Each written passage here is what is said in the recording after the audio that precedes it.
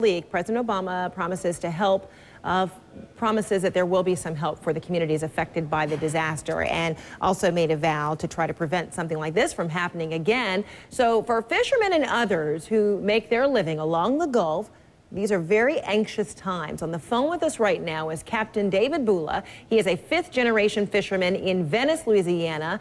So, Captain Bula, you heard the president. What are your thoughts? I was pretty impressed with his speech. I want to highlight a couple things here.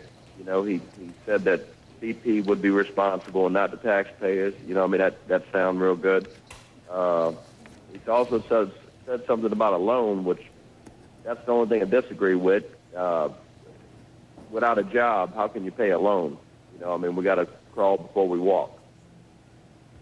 Give me an idea what the forecast, the immediate forecast is of your business. Have your boats and have your staff or coworkers been able to make ends meet? Actually, at the moment, we're shut down. We're out of business. Venice, Louisiana is the #1 fishing destination in the world. We're currently shut down. We appreciate what BP is currently doing, but we would like to hear that we will be compensated long term. We're sitting here without a job right now. I know a lot of fishermen along the Gulf Coast who are unable to fish just like you have instead, volunteered their services. They are perhaps among the 13,000 volunteers who have gotten out there to try to help in any way they can to salvage their business. Is that something that's been interesting to you, something that you've been able to do? Actually, the fishing guides, the charter fishermen haven't been able to do that yet. We're working on it at the moment. Whenever all that took place, we were still operational. They only had half of of our area shut down. And when they decided to shut the whole area down, we were kind of, too late on it. We all working to see what we can do to be a part of that, but we kind of fell behind on that. So what are you going to do? How are you going to make ends meet? What do you do in the meantime while the world waits for this cleanup to take place, for the leak to stop?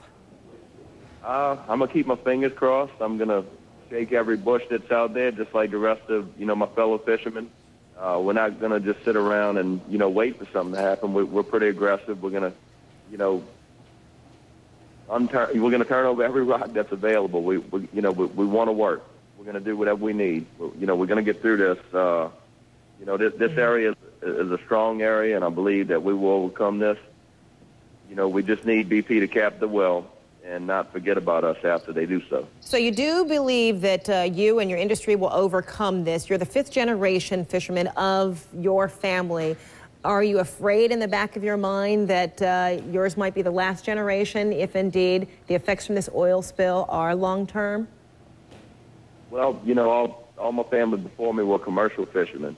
I'm the first of the bunch to become a charter fisherman, and hopefully not the last. I do have a son coming up, and I'd like him to have the opportunity to do the same thing.